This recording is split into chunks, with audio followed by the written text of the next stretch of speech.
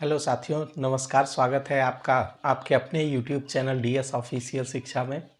तो साथियों, हमने जो है पिछली क्लास में बाबर के अभियानों के बारे में देखा, जिसमें खानवा के युद्ध तक हमने देख लिया था। अब आइए आगे का क्लास देखते हैं। तो साथियों, जो उसका भाई था कामरान,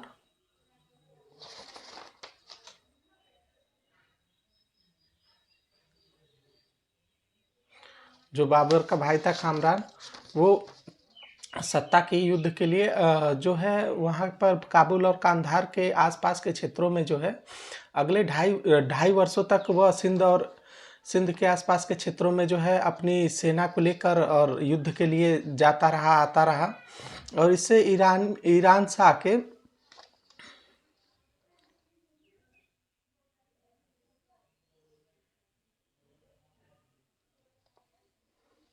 ईरान शाह के दरबार में उसने शरण ली और 1546 ईस्वी में सहायता के लिए उसने काबुल और कांधार पर जो है पुनः अधिकार किया।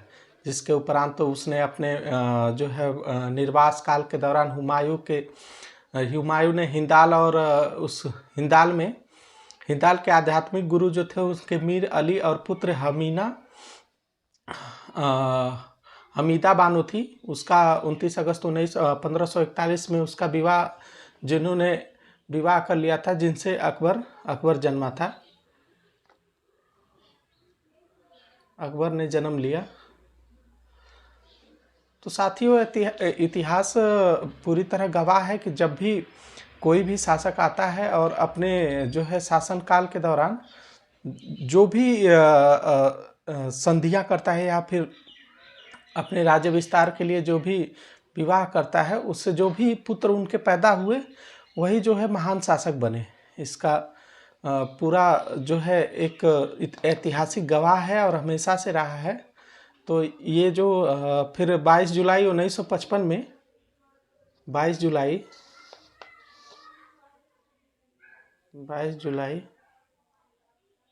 1955 22 जुलाई 1955 में जो है हुमायूं ने एक बार फिर जो है दिल्ली के सिंहासन पर बैठा, परंतु वह अधिक समय तक जीवित नहीं रह सका, क्योंकि वह बहुत थक चुका था और काफ़ी बीमारियों से ग्रसित होने के कारण एक दिन जो है हुमायूं जब दिल्ली के भवन में स्थित पुस्तकालय जो थी शेर मंडल की सीढ़ियों से उतर रहा था, तो कमजोरी थी उसके शरीर में, तो वहाँ से वह गिर गया और इस प्रकार जनवरी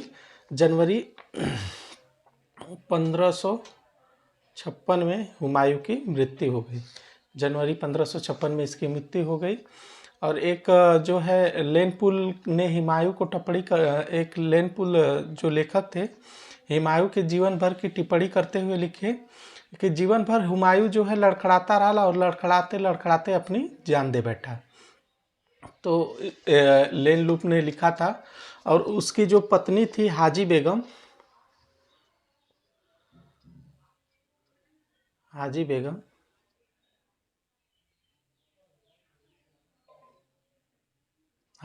थी उसकी पत्नी।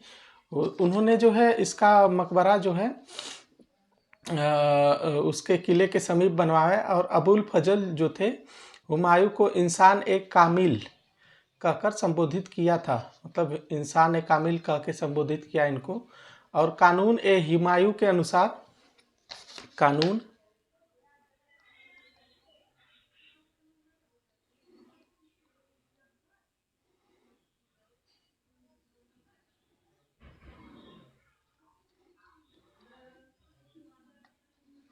ए हुमायूं के अनुसार जब भी इसको जो भी प्रशासन में सहायता मिली वो अहमद जो है अहल ए मुराद के वर्ग के संगठन के द्वारा मिला था, जिससे नर्तक और नर्तकियां शामिल थी। और उसने जो है दिल्ली में जो है मीना बाजार की शुरुआत करवाई, और जिसमें कर्मचारी की पत्नियां और बाजार के सभी लोग जाते थे और राज परिवार के लोग क्रय विक्रय करते थे।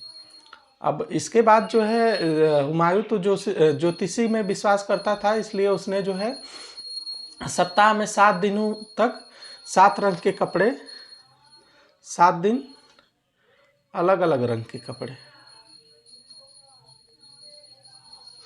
7 दिन अलग अलग रंग के कपड़े पहनता था। इसलिए इसलिए उसे इसकी नियम बनाई और वह मुख्यतः रविवार को पीला और शनिवार को काला और सोमवार को सफ़ेद कपड़े पहनता था।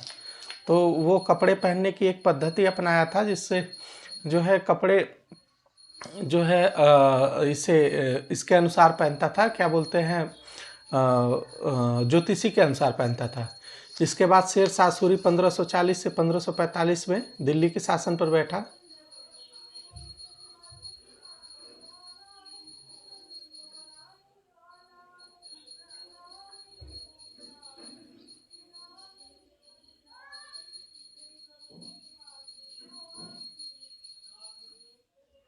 1545 में शेरशाह सूरी गद्दी पर बैठा और शेरशाह सूरी ने सिंहासन पर जो है 67 साल की आयु में बैठा था। उसका मूल नाम था फरीद।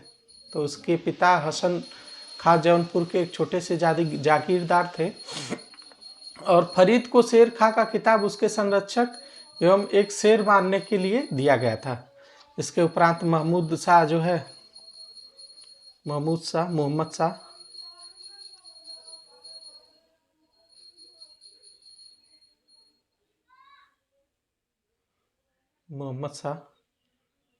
मोहम्मद शाह जो है इसकी बहार खां लोहनी की मृत्यु के बाद शेर खां ने उनकी विधवा दुदू बेगम से विवाह कर लिया और दक्षिण बिहार का शासक बन गया।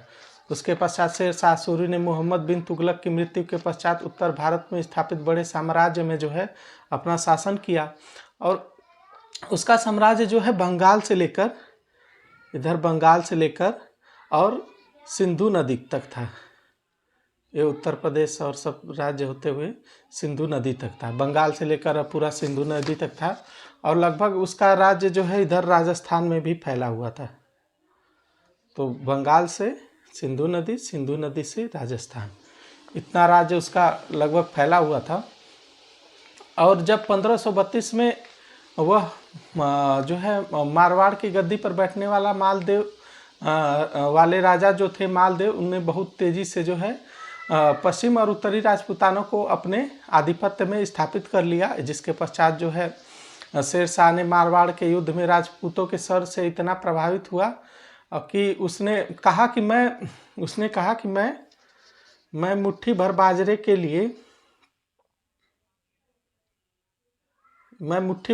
के लिए लगभग पूरे हिंदुस्तान का साम्राज्य खो बैठा। मतलब उसको ये लगा कि वो जो है पूरे हिंदुस्तान पे राज्य कर सकता था, लेकिन वह केवल इसी के चक्कर में फंसा रहा, राजपूतों से युद्ध करता रहा और लास्ट में उसे कुछ नहीं मिला। तो राजपूत और अफगान सेनाओं के युद्ध 1544 में हुए। 1544 में इनका युद्ध हुआ अजमेर और जोधपुर के मध्य शामिल नामक स्थान पर, जहां पर 10 महीने तक अल्पावधि में ही शेरशाह ने लगभग पूरे राजस्थान को अपने अधीन कर लिया था। युद्धों में लड़ता रहा, जीतता रहा। उसके आखिरी सैनिक अभियान जो है कालिंजर के विरुद्ध था और कालिंजर का घेरेबंदी करने के दौरान उसका उक्का नामक एक आग्नेय शास्त्र चलाने के दौरान शेरशाह बुरी तरह घायल हो गया था उस समय। और जब वह घायल हुआ तो किले पर अधिकार हो जाने की खबर सुनने के बाद 1545 में उसकी मृत्यु हो गई। वो जब जान गया 1545 में कि मैं हार गया हूँ, तो सदमे में वो मर गया। इसके बाद शेरशाह का दूसरा बेटा जो था इस्लाम शाह, वह सिंहासन पर बैठा और 1533 तक इसने शासन किया। तो जो है 1553 तक, उसके बाद जो है 1553 तक उसके बेटे ने शासन किया। 1553 तक शासन किया और इस्लाम की मृत्यु के बाद अफगान में जो है अमीरों ने मृत सुल्तान के नाबालिग पुत्र जो 12 वर्ष का फिरोज शाह था उसको सुल्तान घोषित कर दिया और उसका राज्याभिषेक ग्वालियर में हुआ।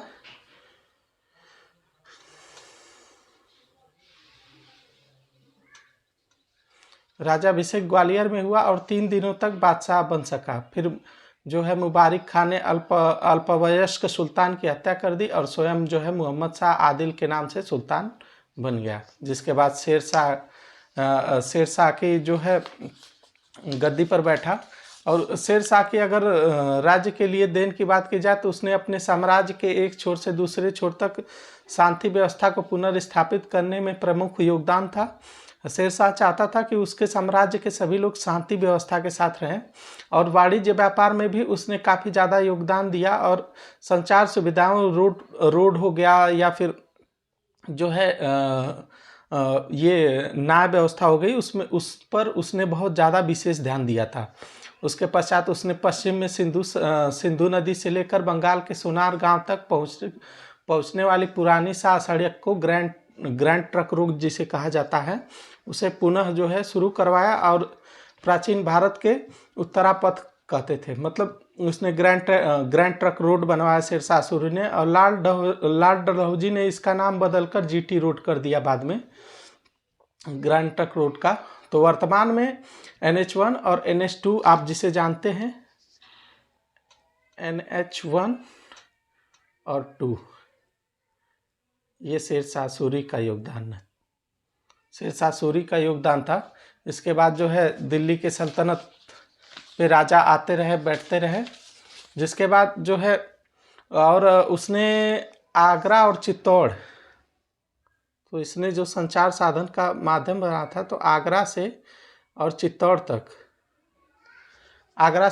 तक सड़कें बनवाई, तथा एक अन्य सड़क जो लाहौर से मुल्तान तक बनाई गई थी यात्रियों की सुविधा के लिए। उसने सड़कों पे लगभग 8 किलोमीटर की दूरी पर सराहें बनवाई, मतलब जो है ठहरने का स्थान बनवाया, जहाँ पे खाने पीने की वस्तुएं और अन्य पानी वगैरह सब मिलती रहे। और अब्बास खां सरवानी ने कहा था कि इसने सरायों को यह नियम दिया था कि जो दाखिल होता था उसे सरकार की ओर से अपनी पद प्रतिष्ठा के अनुरूप भोजन और पशु के लिए चारा दिया जाए। मतलब उस समय तो साधन नहीं थे, तो उनके वो घोड़े से ही आना जाना, या फिर बैलगाड़ी, या जो भी व्यवस्था थी उनकी पशुओं द्वारा, उससे वो अपना माल वाहक ढोते थे। तो उसके लिए शेरशाह ने फ्री में सरकार की तरफ से जो है व्यक्तियों के लिए, जो मुसाफिर थे, उनको खाने पीने की व्यवस्था जो है किया, और खाना पीना उनको समय समय से मिलता रहे, इसका विशेष ध्यान दिया उसने। इसके बाद जो है लाहौर से और जालंधर तक जो है इसका अधिकार था।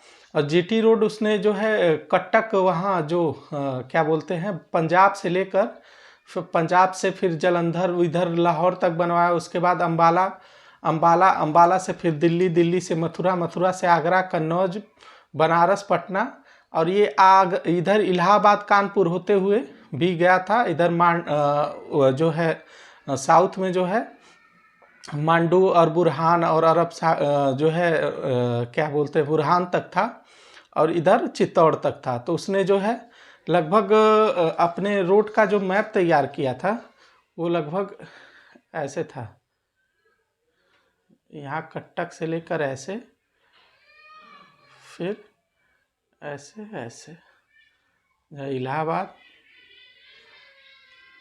फिर इधर नीचे आ गया जो है यहाँ बुरहान तक, तो और इधर चित्तौड़ तक, राजस्थान में चित्तौड़ तक। तो इसने जीटी रोड बनवाया, और उसमें जो है काफ़ी सुविधाएं दी ताकि यात्रियों को कोई असुविधा ना हो सके। और शेरशाह ने वाणिज्य और व्यापार को प्रोत्साहन देने के लिए कई सुधार किए, जिससे उससे संपूर्ण साम्राज्य में व्यापार और माल के सिर्फ 2 स्थानों पे चुंगी लगता था। मतलब उसके समय में 2 स्थानों पे केवल चुंगी लगता था, पूरे शासनकाल में चुंगी लगती थी। किसी व्यापारी की मृत्यु हो जाने पर उसके लोगों को वस्तुएं और लावारिस मानकर उस पर कब्जा करना अपराध माना जाता था। मतलब अगर रास्ते में किसी की मृत्यु हो गई तो उसके वस्तुओं पर कोई अधिकार नहीं अपना जमाएगा, या कोई चोरी नहीं करेगा, वो उसके परिजनों, उसके परिवार को दिया जाएगा। फिर उसके बाद शेरशाह ने स्पष्ट कर दिया था कि किसी व्यापारी को अगर कोई भी क्षति होती है तो उसकी जिम्मेदारी स्थानीय मुकद्दमों की होगी, जो जमींदार थे उनकी जिम्मेदारी होगी। अगर कोई भी लूटपाट होती है, किसी भी व्यापारी का सामान छीना जाता है, तो वहाँ के जो लोकल जमींदार होंगे, मुकद्दम होंगे, उनकी जिम्मेदारी होगी। और अब्बास खां शेरवानी का व्यंग्यपूर्ण भाष्य में कहा तो कोई जर्जर बूढ़ी औरत भी अपने सिर पर सोने की गहने से भरी टोकरी लेकर रख कर यात्रा निकलती है, तो शेरशाह द्वारा दी जाने वाली सजा के भय से कोई चोर डाकू उसके पास नहीं जाने की हिम्मत करता है। मतलब उस समय का नियम इतना कठोर बन गया था कि कोई भी क्षमा करिएगा जो है, और उसने जो है मिस्र धातु के निम्न कोटि के सिक्के के स्थान पर जो है सोने चांदी के सिक्के भी चलवाए शेरशाह ने। तांबे के मन के ढलवाए तथा चांदी के सिक्के इतनी अच्छी तरह जो है ढले हुए थे कि उसकी मृत्यु के पश्चात सदियों तक उसका नाम मानक जो है सिक्के के रूप में चलते रहे। शेरशाह ने जो है सल्तनत काल में प्रचलित प्रशासनिक विभाजनों में एक बहुत बड़ा परिवर्तन तो नहीं किए, लेकिन इससे कई गांव को मिलाकर एक परगना जो बनता था, परगने पर जो है सिकदार के जिम्मे होता था, जो शांति व्यवस्था को कायम करने के लिए अति आवश्यक था। फिर इसके पश्चात आए मुंसिफ। तो मुंसिफ आमिल जो थे वो भू स्वराज के मालिक थे और उसका निगरानी करता था, लेखा जोखा रखता था। हिसाब किताब जो है फारसी भाषा और स्थानीय भाषा में उनके द्वारा रखा जाता था। जिसके पश्चात सिकंदर ए सिकरदार जो थे वो एक मुंसिफ और मुंसिफाना के अंतर्गत आते थे। राज्य के मध्य जो उपज था उसका 1/3 हिस्सा जमींदार को और के माध्यम से 3 दर्जे में बट गया था। इन तीनों श्रेणियों में अलग अलग उत्पादन होता था और अलग अलग उनको जो है उसकी जागीरें दी जाती थी। इसके पश्चात फिर बोई गई जो भी ज़मीन का क्षेत्रफल था उसमें फसलें कई किस्मों की फसलें लगाई जाती थी। प्रत्येक किसान को जो है लगान का देय जो होता था एक कागज़ में दर्ज होता था उस, और जो है उसे जिसे पट्टा कहते थे। आज के ज़माने में पट्टा का जो है अलग अनुरूप है, लेकिन उस समय जो है इसको कर को ही पट्टा बोला जाता था। तो अपनी विस्तृत साम्राज्य नीति को संभालने के लिए शेरशाह ने शक्तिशाली सेना का गठन किया, कई जो है सिपाहियों का गठन किया। उसने जो है सेना खास में जो है 1.5 लाख घुड़सवार रखे, 25,000 पर 25,000 जो है 2.5 लाख जो है नहीं 25,000 पैदल सैनिक थे जो तोपों के साथ तोप के जो है कुशल और सुसज्जित धनुर्धर थे। उसके बाद न्याय के लिए शेरशाह ने बहुत जोर दिया और उसने अपने अलग अलग स्थानों पर न्याय करने के लिए काजी नियुक्त कर दिए थे, जिससे काजी अलग अलग जगहों पे न्याय करते रहे और पंचायतें और जमींदारियों में अपना फैसला सुनाते रहे। इसके बाद उसने सासाराम बिहार में जो है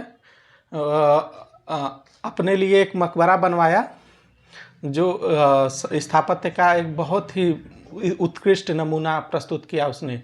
शेरशाह ने दिल्ली के दरबार के निकट यमुना नदी के किनारे एक नगर बसाया और उसमें केवल पुराने किले और उसके अंदर मस्जिदें सुरक्षित हैं आज भी। शेरशाह ने विद्वानों का संरक्षण दिया। उसने विद्वानों को जो है काफ़ी ज़्यादा उसके समय विद्वानों को संरक्षण मिलता रहा। और शेरशाह ने भूमि के माप के लिए सिकंदरी गज जो 34 अंगुल का था यानी 32 इंच की डंडी का प्रयोग करता था। वो 32 इंच की डंडी का प्रयोग करता था।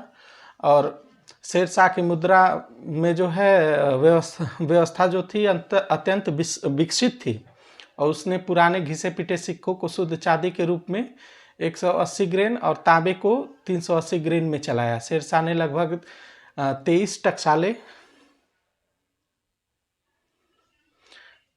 टकसाले और शेरशाह के सिक्के के नाम से चलवाए और उसने अपनी जो है देवनागरी लिपि में उसमें होता था। फिर शेरशाह के द्वारा रुपए में स्मिथ ने लिखा है कि यह रुपया वर्तमान में ब्रिटिश मुद्रा की प्रणाली का आधार बन गई थी। और मालगुजारी लगान के अतिरिक्त उसने जो है जबरीना और सर्वेक्षण शुल्क, फिर महाशिलान आदि कर संग्रह था। उसके बाद भू राजस्व का जो है 2.5% से 5% हो गया। तो ऐसे उसने कई अभियान चलाए और उसके जो है उसने कई जो विभाग चलाए अलग अलग उच्च अधिकारी जिसमें बैठते थे। उसमें पहला था दीवान ए इंसा। दीवान ए इंसा जो सुल्तान के आदेशों को लिखने और डाक संबंधी कार्य करता था। और दीवान ए वजारत जो था वह लगान अर्थात राज्य की जो है आय व्यय और मंत्रियों के साथ कार्यों को देखता था। उसके बाद दीवान ए कजा था जो न्याय विभाग था। दीवान ए बरीद जो गुप्तचर विभाग था। दीवान ए आरिज सेना की भर्ती, रसद, शिक्षा, संगठन की देखरेख करता था। दीवाने रिशाल जो विदेशी विभाग को देखता था, विदेशी यात्रा और जितने भी विदेशी आए हुए थे उनके बारे में चर्चा करता था। तो साथियों, अगली क्लास अब हम लोग कल देखेंगे। तब तक के लिए जय हिंद, जय भारत, धन्यवाद दोस्तों।